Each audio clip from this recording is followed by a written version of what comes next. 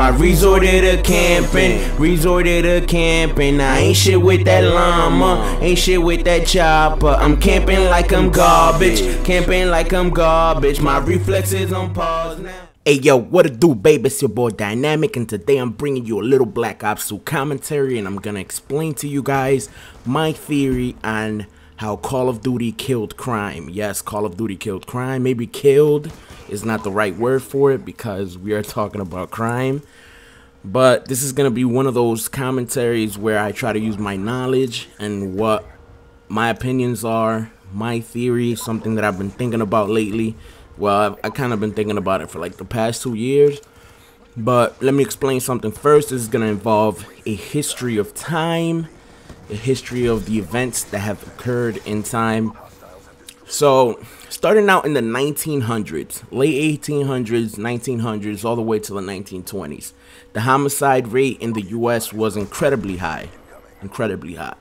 Then, around the 1930s, all the way to the 1960s, the end of the 1950s, the crime rate dropped. My theory on why the crime rate dropped is because World War II and the beginning of Vietnam. Why? Because young people were usually the ones that went to fight wars, and guess what? Young people are usually the people that are committing crimes or murders.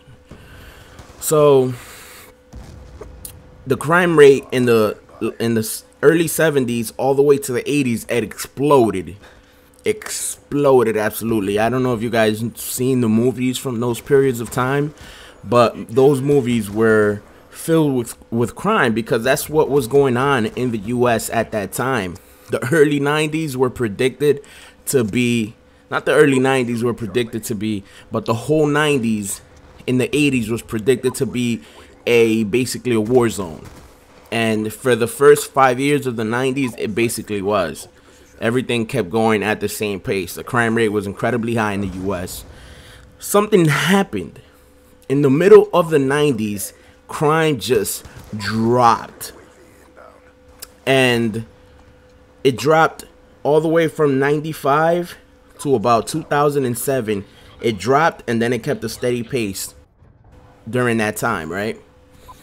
I attribute that partly to Roe v. Wade, which was a decision in 1973 that women can get abortions. Now, I'm not condoning abortions, but that's possibly one of the reasons, because you could grow up without a dad, and that type of thing can create anger, emotional issues, which can translate later on in the year. Especially if you don't have a dad, you're probably going to be in the streets.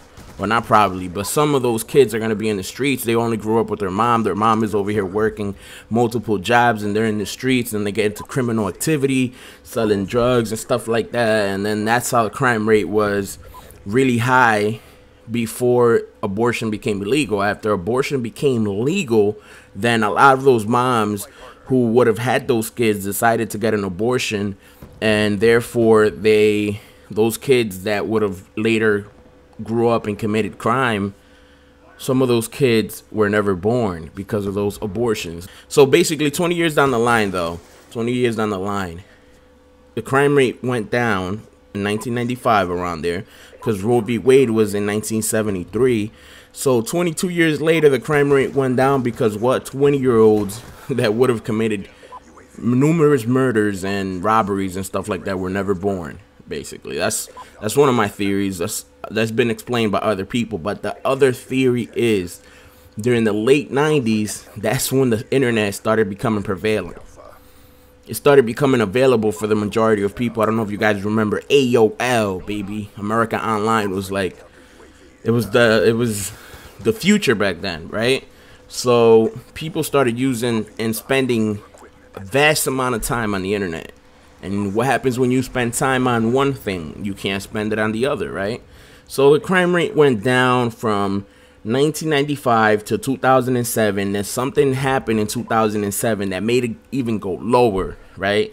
And you would think 2007, 2008, a recession, right? When the economy just got messed up. Well, you would think that would raise the crime rate, but it did not. It kept going down even more.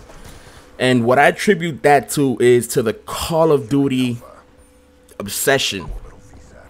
And what I mean by obsession is 15 million copies sold within what, 3 months? 25 million for the whole year, basically. So every single Call of Duty after COD 4, so World at War, every single Call of Duty has sold about 25 million copies, at least, which is crazy. And who plays Call of Duty? Young people. And who commits most of the murders in the US? Young people. And what are those young people doing right now? Playing Call of Duty every day. Playing video games every day. If you're not playing Call of Duty, you're playing video games. And there have been studies that say that video games make you a little bit more aggressive, but where you're going to take that aggression out when you don't even go outside because you're addicted to a game. I go outside right now. My neighborhood 10 years ago, 15 years ago, I remember it used to be full of people in the summer. You walk outside in the streets and there were like 100 people on a block just chilling outside, doing stupid stuff, smoking, selling dope, you know, that type of stuff. Now I go outside and I don't see anybody. I don't see not one single soul outside.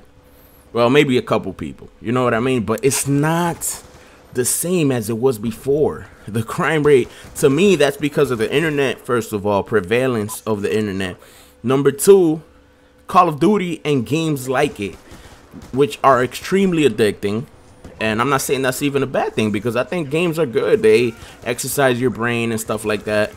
I actually think that another side effect of games is like the unemployment rate for young people is very, very high in the US. Disproportionately high compared to older people. And the reason that I think this is because of video games. Even if you want to find a job, I think video games sometimes gives you a lack of motivation to actually look for them. The way that people back in the days used to like search for jobs super hardcore when they didn't have a job. And nowadays, a lot of the baby boomers have some money so their kids can afford to spend some time until they're like 24, 25 figuring out what they want to do in life. But that's another subject though. I'm talking about crime here. So forget police attributing themselves to the drop in crime, especially in New York, how they talk about like, oh, the police have been doing a marvelous job. Police don't have nothing to do with it. Roe v. Wade, the decision by the Supreme Court in 1973, it's part of it. The internet is even a bigger part of it. And even a bigger part of it lately is Call of Duty and video games. So class is in session. Peace out, players. Oh my God.